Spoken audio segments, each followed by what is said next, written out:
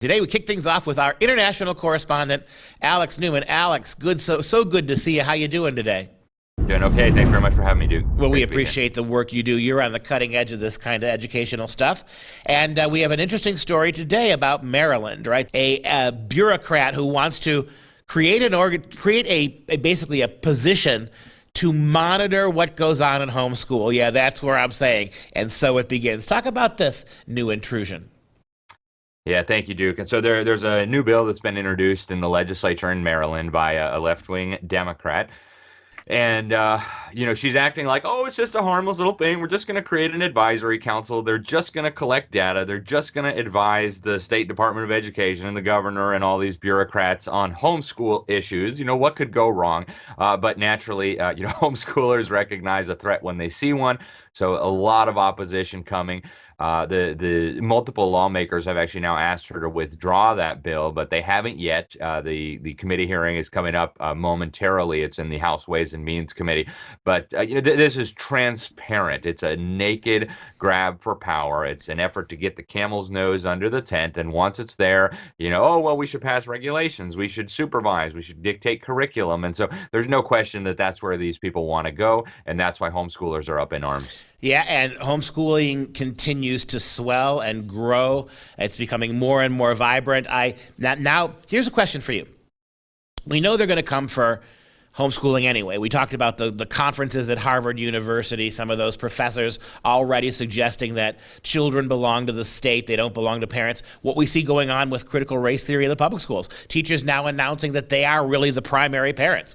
They're already logistically setting themselves up as the real authorities over your children, so it cannot logically be far behind that the assault on homeschooling is coming. Do you think now, with all the mask requirements and mandates and vax mandates being withdrawn, more or less, do you think this is going to send more moms and dads back to the public schools? Or do you think public schools, homeschools are going to really thrive now, even though they seem to have backed off?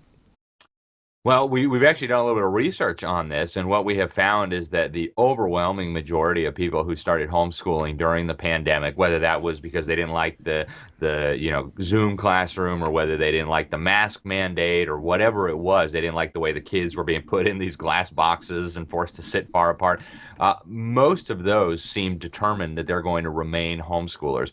So homeschooling is growing like unimaginably in America. Just in 1 year, according to the Census Bureau, the number more than doubled. The number went from about 5 to 6% to about 11 to 12% of families with school-age children that are homeschooling. In the Black community, it went from about 3% to about 16%. And so the educational establishment is in a panic. And what we've seen in Europe, I think, is a harbinger of things to come here in the United States. They have now banned home education in multiple countries, following the lead of Adolf Hitler. And we know we have totalitarians right here in the United States, like those ones that you mentioned at Harvard, Elizabeth Bartholet from the Child Advocacy Project, who absolutely have been open about the fact that they want to do the same thing right here in America. So we know the war is coming. I think it's heating up. These people are plotting behind the scenes right now. They're probably waiting for the right incident that they can exploit for propaganda purposes. But the war is coming. I do think homeschoolers are ready for it, though. Well, the stark distinction now, we know that homeschooling across the board is education-based schooling. It is achievement schooling. It is a mastery of subject. It is literacy. It is high-performing math and reading and science education. That's what the public schools wanted once upon a time were about. They're not. Meanwhile, you're going to take that stark educational focus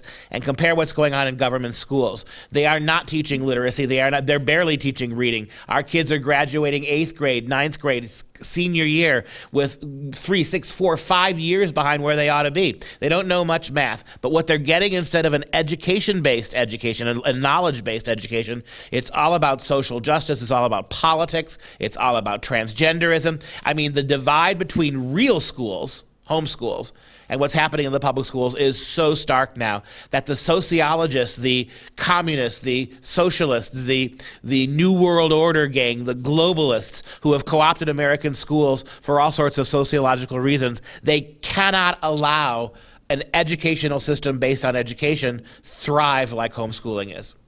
You're absolutely right, Duke. It's like the boy who pointed out that the emperor has no clothes. As long as you get one or two kids who are homeschooled, who have a good education, who can think for themselves, who can call out the lies and expose what's going on, the entire system is at risk. And they know this. They've looked at the data. You've got schools in Baltimore that literally, according to the government's own data, can't produce one single child who is proficient in any subject. You literally have government schools in Maryland where not a single child is proficient in anything, and yet these people in the legislature want to set their sights on homeschoolers. The reason why is absolutely obvious. It has nothing to do with education. It has everything to do with destroying education, destroying freedom, and bringing homeschoolers under the control of the state.